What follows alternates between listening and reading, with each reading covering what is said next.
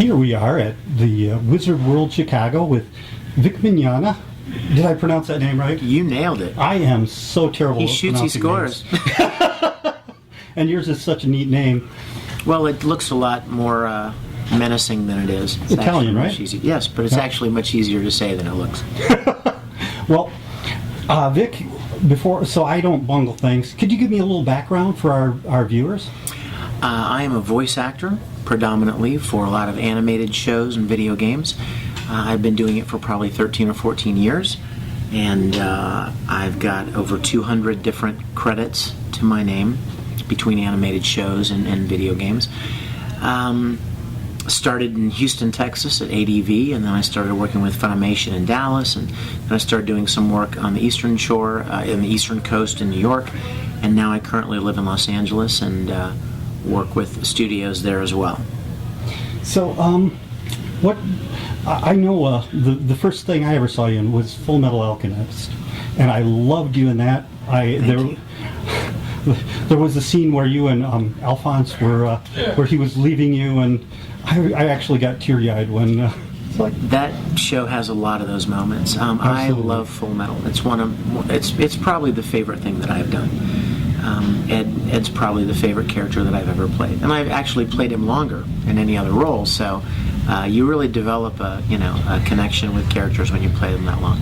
right, and every fan, every convention I've been to, it always wants you to do something from Full Metal Alchemist. And I'm not going to ask you to do anything. Thank you. You're welcome. No screams or anything. Thank you. But I have to say that I have seen you interacting with your fans at various different conventions, from smiling at them and hugging them to taking the phone and talking to their kids at home. And you always bring a delight to their faces. Well, that's my desire. I really, really love and appreciate the fans. I mean, I know very well that if they didn't enjoy my work, then I probably wouldn't have much work. And so the fans are so overwhelmingly kind and supportive of me and what I do that I want to make sure and take every opportunity to return that and let them know how much I appreciate them. Very cool.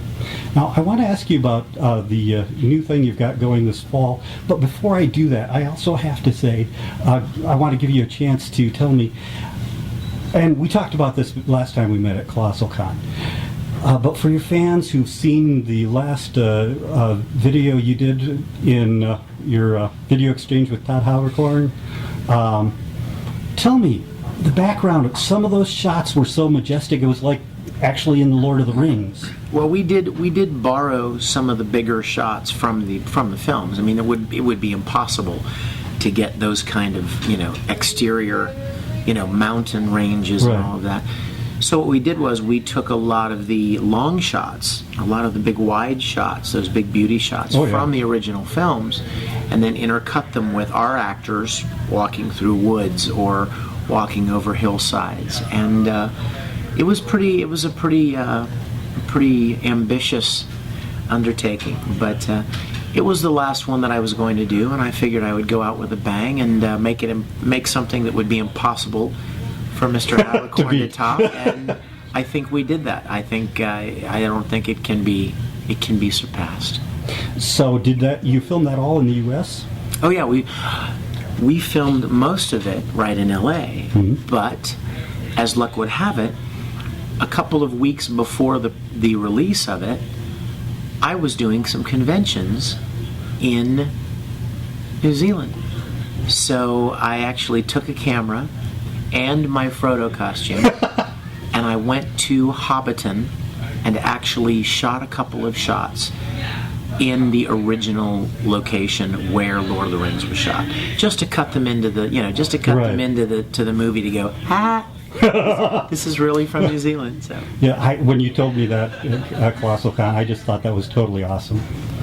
Now, tell me, what do you have going on that's Star Trek related? Well, I've been a Star Trek fan since I was very young, 12, 13 years old, and so a few years ago I was asked to direct a web production by some other people called Starship Farragut. I really hit it off with them, and we decided that we were going to start a little partnership, because I had always wanted to play Captain Kirk. It's something I had dreamed of since I was a little boy. I can believe that. And add on top of that the fact that I've now gotten to become friends with William Shatner and do events with him, and so. And by the way, he doesn't know that I'm doing this, so don't tell him. He doesn't know you're doing Farragut? No, he doesn't know I'm doing anything related to Star Trek. Really? Yeah. And Don't tell him. I intend to keep it that way. But anyway, it's been a childhood love of mine, and I formed a partnership with John Broughton and Mike Bednar at Farragut, and then Stephen Dengler from Dracogen Productions up in Toronto. And we acquired a virtually 10,000 square foot facility where we are rebuilding all of the original sets, and I have started a new web series called Star Trek Continues. Straightforward, easy enough to remember. StarTrekContinues.com. Check it out. Very different. And put an amazing cast together. And we shot a trailer, a little teaser vignette that is online now at Vimeo. And we will be shooting our first premiere episode in October. Wonderful. I'm very excited about it. I am very too. excited. It's a childhood dream come true. Wonderful. Do you have anything just weird and wonderful that your fans might not know that you'd like to tag or end the interview with? Something interesting that Something for your you might fans? not know. That's one of the problems with being They know everything. kind of being such an open book. They know everything about me.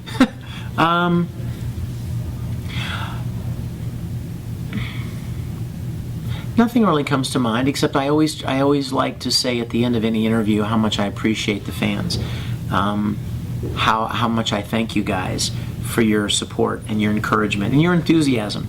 Every event I go to, you guys are so kind, and you come up and you really honor me and humble me with your kindness and your support. So I want to thank you for that, and I hope I'm able to continue to entertain you and encourage you and bring a little bit of joy to your life through my work for many years to come. Check out StarTrekContinues.com. We have an amazing cast of people. Grant Imahara from Mythbusters is playing Sulu. Chris Doohan, the son of the late Jimmy Doohan, who played Scotty, is reprising his father's role as Scotty. Our first episode is going to be a sequel to an original series episode, and we will be featuring the same guest star who played his role in the original episode. So there's a lot to look forward to, a lot of exciting stuff going on. A lot of work in order to get it there, but there is a lot going on. So stay tuned, keep your eyes and ears open, and come to a convention so that I can meet you in person. Totally awesome. Well, thank you, Vic, and from Wizard World in Chicago, Illinois, this has been The Weird Review. Thank you.